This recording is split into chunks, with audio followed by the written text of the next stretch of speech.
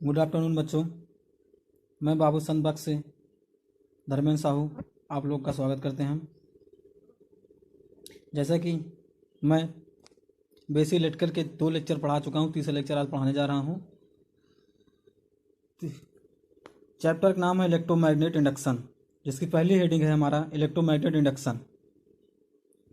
ये क्या होता है बच्चों? यदि चुंबकीय क्षेत्र के फ्लक्स से चालक कट करें, यदि चुंबकीय क्षेत्र के फ्लक्स से चालक कट करे तो क्या एक विद्युत वाहक बल उत्पन्न होता है। यही क्रिया क्या कहलाती है? विद्युत चुंबकीय प्रेरण कहलाती है। जैसा कि मैं इसकी इंग्लिश में भी डिफिनेशन दिया हूँ, जो इंग्लिश के बच्चे हैं वो भी देख लें।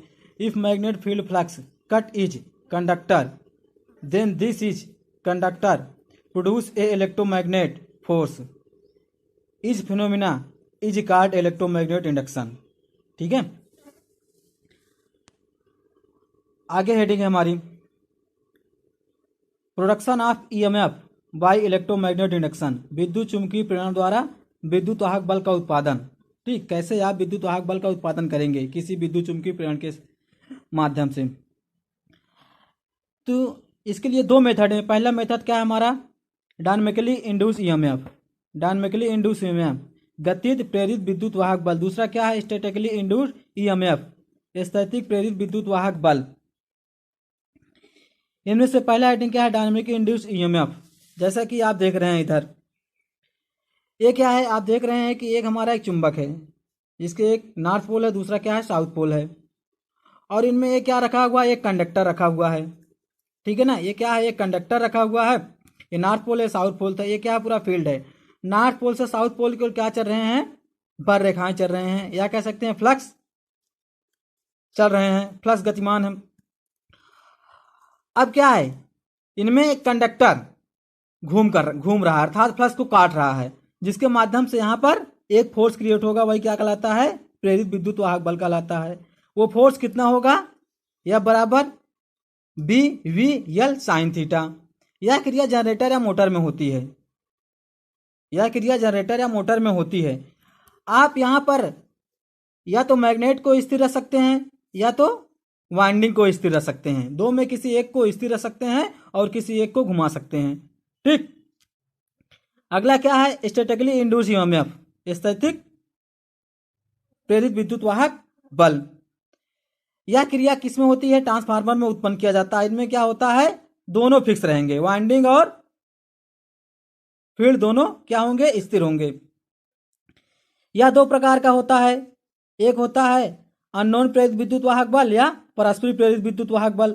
दूसरा क्या होता है? सेल्फ इंड्यूस ईएमएफ या स्वप्रेरित विद्युत वाहक बल। ठीक, इसका हम आगे विश्लेषण देखेंगे। उससे पहले हम चलते हैं फैराडे का नियम देखते हैं। तो अगला हेडिंग क्या है हमारा? Faraday law of electromagnetic induction. Faraday के विद्युत चुंबकीय प्रेरण नियम। फैराडे ने अपने विद्युत चुंबकीय प्रेरण संबंधी 2 नियम दिए हैं। तो प्रथम नियम हम देखेंगे। प्रथम नियम क्या कहता है कि जब कोई चालक चुंबकीय बल रेखा फ्लक्स को काटता है तो उसमें क्या उत्पन्न होता है? एक विद्युत वाहक बल प्रेरित हो जाता है। ठीक, इंग्लिश में क्या डिफिनेशन लिखी हुई है? व्हेन कंडक्टर कट फ्लक्स और flux cut a conductor then induce a electromagnetic force. मतलब या तो फ्लक्स को कंडक्टर कट करे या कंडक्टर फ्लक्स को कट करे तो क्या उत्पन्न होता है? एक प्रेरित विद्युत वाहक बल उत्पन्न होता है। ये फैराडे ने अपने प्रथम नियम में बताया। दूसरा नियम देखते हैं उनका, फैराडे का सेकंड नियम देखते हैं। ये क्या कह रहे हैं कि किसी परिपथ या कोयल में प्रेरित विद्युत वाहक बल का जो परिमाण फ्लक्स परिवर्तन दर के समानुपाती होता है। अर्थात ये कह रहे हैं कि यदि किसी कुंडली में, ठीक है ना, ये आपका क्या है? हम मान लेते हैं कुंडली है, ठीक है ना, इनमें नंबर ऑफ टर्न्स कितने हैं। यदि इसमें आप करंट फ्लो करा रहे हैं, ठीक, करंट फ्लो करा रहे हैं तो जो फ्लक्स परिवर्तन की दर होगा, फ्लक्स परिवर्तन की दर उसमें प्रेरित विद्युत वाहक बल क्या होगा? समानुपाती होगा। यानी जो इनमें प्रेरित विद्युत वाहक बल उत्पन्न होगा वो फ्लक्स परिवर्तन की दर के क्या होगा? समानुपाती होगा। ठीक है ना, मैं इंग्लिश में भी इसकी डिफिनेशन लिखा हूं। If this circuit are coil in induce a electromagnet force then this force resultant is proportional to rate of change time. ठीक, यहाँ पे मैं क्या मान रहा हूं? मान लिया मैं, लेट्स माना कि n बराबर क्या है, नंबर ऑफ टर्न्स। φ1 यहाँ पे मैंने क्या मान लिया है, स्टार्टिंग फ्लक्स मान लिया हूँ, और φ2 क्या मान लिया हूँ, लास्ट फ्लक्स या अंतिम फ्लक्स। t क्या मान लिया हूँ, कितना टाइम ले रहा है, टाइम टेकन। अब आपको पता है कि सेकंड नियम में क्या कह रहे हैं कि जो प्रेरित विद्युत वाहक बल उत्पन्न होता है फ्लक्स परिवर्तन दर के क्या होता है, समानुपाती होता है। तो प्रेरण द्वारा उत्पन्न विद्युत वाहक बल E बराबर लास्ट फ्लक्स लिंकेज और अंतिम फ्लक्स लिंकेज माइनस प्रारंभिक फ्लक्स लिंकेज, और कितना टाइम ले रहा है उसी डिवाइड कर दो। तो E बराबर क्या मिल गया, n∅2 माइनस n∅1 अपान टी। E बराबर क्या मिला, यहाँ पर इसका अवकलन कर देंगे, n∅ हो गया, I बराबर minus n D phi D T into phi.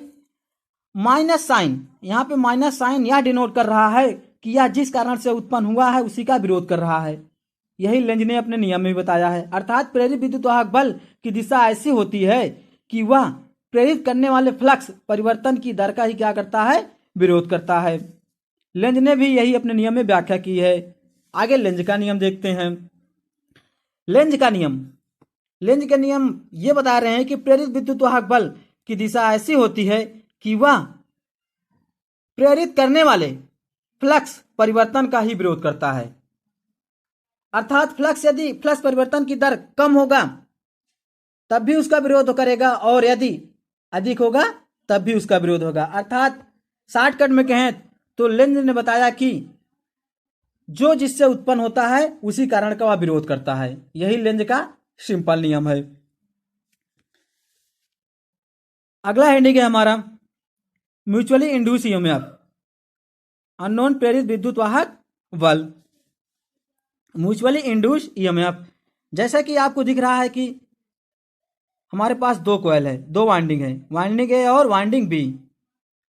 Winding B से मैंने क्या लगा के रखा हूं, एक गैल्वेनोमीटर जी, और वाइंडिंग ए से मैंने स्विच और बैटरी को जोड़ रखे हैं। ठीक है, वाइंडिंग ए से मैंने स्विच और बैटरी को जोड़ रखे हैं।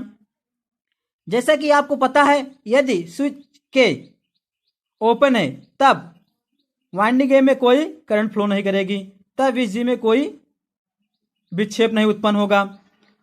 और अब यदि स्विच के को ओपन कर दिया जाए, क्लोज कर दिया जाए या ऑन कर दिया जाए, तो क्या होगा, इस कॉइल में एक करंट फ्लो करेगी,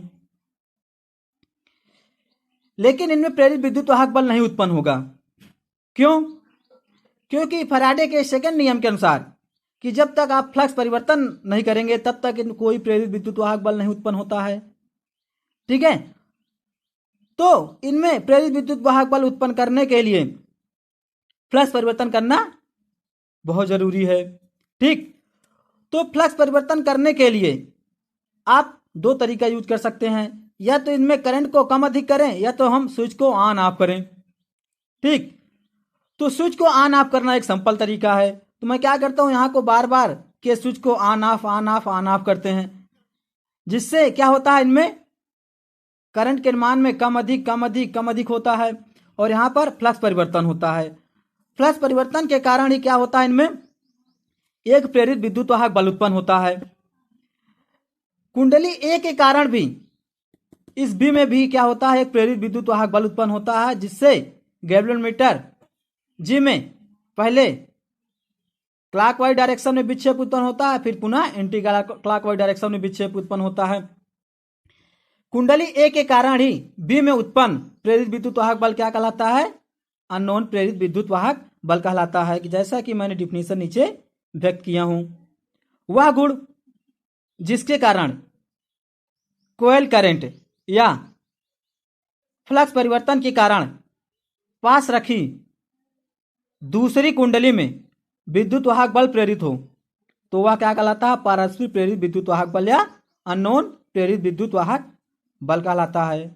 ठीक, आगे चलते हैं। आगे हेडिंग है हमारा सेल्फ इंडक्टेंस, स्वप्रेरकत्व क्या होता है।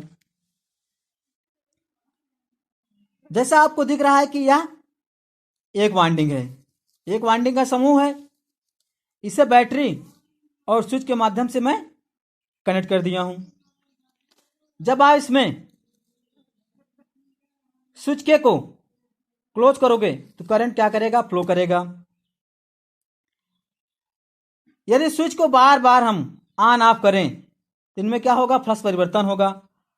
फ्लक्स परिवर्तन के कारण इस कुंडली में क्या उत्पन्न हो जाएगा, एक प्रेरित विद्युत वाहक बल उत्पन्न होगा। जैसा कि आप देख रहे हैं कि करंट इस डायरेक्शन में फ्लो कर रहा है और इंड्यूस ईएमएफ इस डायरेक्शन में, अर्थात करंट क्लॉकवाइज डायरेक्शन में और induce EMF anti clockwise direction में फ्लो कर रहा है। तो जो प्रेरित विद्युत वाहक बल यहां पर उत्पन्न होगा, अब ध्यान देना, जैसे जैसे यदि करंट बढ़ेगा, यदि करंट यहां पर इंक्रीज कर रहा है तो उत्पन्न प्रेरित विद्युत वाहक बल उस करंट का विरोध करेगा, अर्थात बढ़ने नहीं देगा। लेकिन यदि यहां पे करंट की वैल्यू कम होगी तब भी उसका विरोध करेगा, करंट को कम नहीं होने देगा, अर्थात करंट को बढ़ाने की दिशा में क्या करेगा, क्रियाशील होगा। ठीक जैसा कि मैं डिफिनेशन दिया हूं कि किसी कोयल का वह गुण जिसके